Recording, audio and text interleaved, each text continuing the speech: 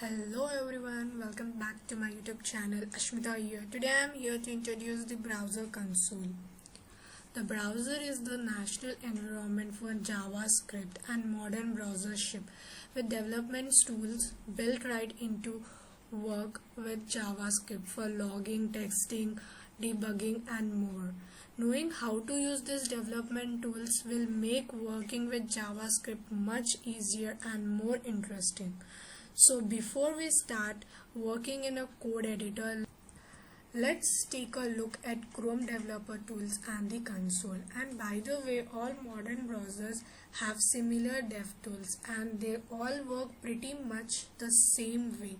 So if you want to use the different browser, go ahead. If you are in front of computer and have a browser available, just play with me along right now. So here I have a file with index.html that is blank except for the HTML head and the body element. Open this file, it will be in the Chrome and you will see a blank page here. Now either right click anywhere in the viewport and select inspect, or else you can press Ctrl Shift I. This opens the Chrome Dev Tool where you can do things like inspect the DOM elements and styles that are connected to them. Right now I want to draw your attention on the second tab, that is console. Click on the console and you open the browser console as a panel. You can also open this panel directly by pressing Ctrl Shift J on Windows. The console is a command line for the browser where you can write, manage and monitor the JavaScript on the fly. When you open the console command, there is an angle bracket and a text cursor right here in the top left hand corner. Here you can type in JavaScript command that runs the browser immediately. So let's try. Here you type alert, open parenthesis, double quotation, write any text, some sentence or anything. I'm writing hello everyone. Close the double quotation and parenthesis and hit enter on your keyboard. Here you can see a alert box saying hello everyone with an OK button. This is JavaScript action. We provide some type of command to the browser in the form of a script and the browser executes the command when we tell it to. We can also do the same math here also. I can say something like just here click here OK. Let's do some maths over here. Again alert, open parenthesis and write just 5 plus 8 something like that and hit enter. See, here we got the result again saying that it's 13. Let's do some more advanced math. 5 point something, like I'll say alert 5 point blah blah blah blah blah blah plus 3 4 point blah blah blah blah and next hit enter. See, here it pops out the result again. Let's do something a bit more complex using JavaScript. We can ask the browser what date and time it is right now and get it to tell us. Type here var some name like date equals to new capitalize D, date, open parenthesis, close parenthesis, shift enter and alert, double quotations, today is double quotation plus date.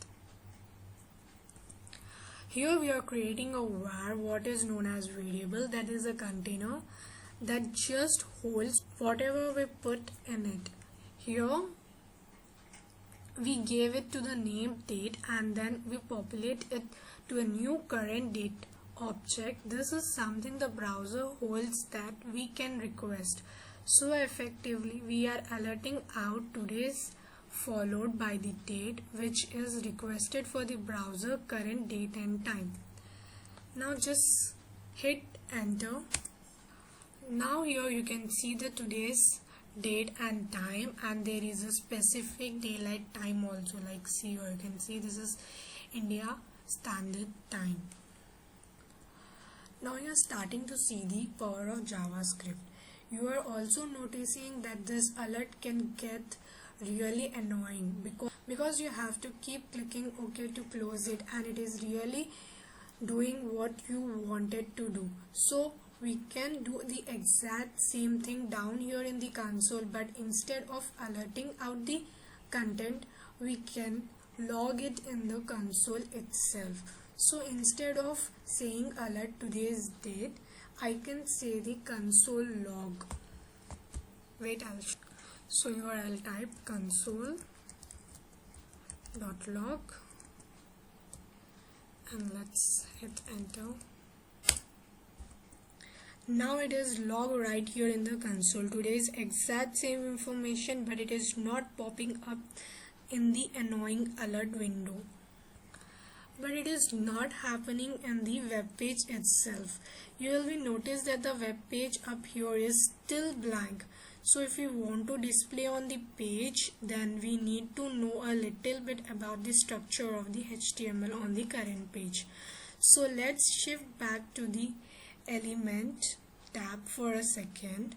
Here you can see the current document contains only two things, a head element at the top and the empty body element. I want to inject some new HTML into the page using JavaScript, and that content will go between the beginning and end of the body tags, so it will display on the page itself. So we have already this date variable, so I don't need to set up the again. We need a document to grab and then hold the body tag and then some body element, and in the it finds the inner HTML, so whatever inside, and replacing it with the something new h1 element, and then I say the date. It will be displayed on the web page. I'll show you how to do that. So here we'll write that document dot body dot inner HTML equals to, we'll use h1 tag, double quotation, open h1 tag, type today's date, and here the HTML page is updated on the fly, and we can see that the text date is today followed by the actual date and time in the visual port. If I now go back to the element tab and look inside the body, you will see here we have h1, but h1 only exists in the browser right now because it was injected using JavaScript. Let's go back to the console. Next, I want to say you about prompt method. Displays a dialog box that prompts the visit for input. A prompt box is often used if you want the user to input a value before entering a page, like that. Here you can type prompt, open the parenthesis, double quotation. You can ask any question over here that I will be asking, what is your name, like that, double quotations, close, and close the parenthesis and hit enter. You'll get your dialog box. This is the input where we are asking what is your name. You can type over here name and click on OK button. It will display the name in the console, or else if you click on cancel button, it won't display anything, like null.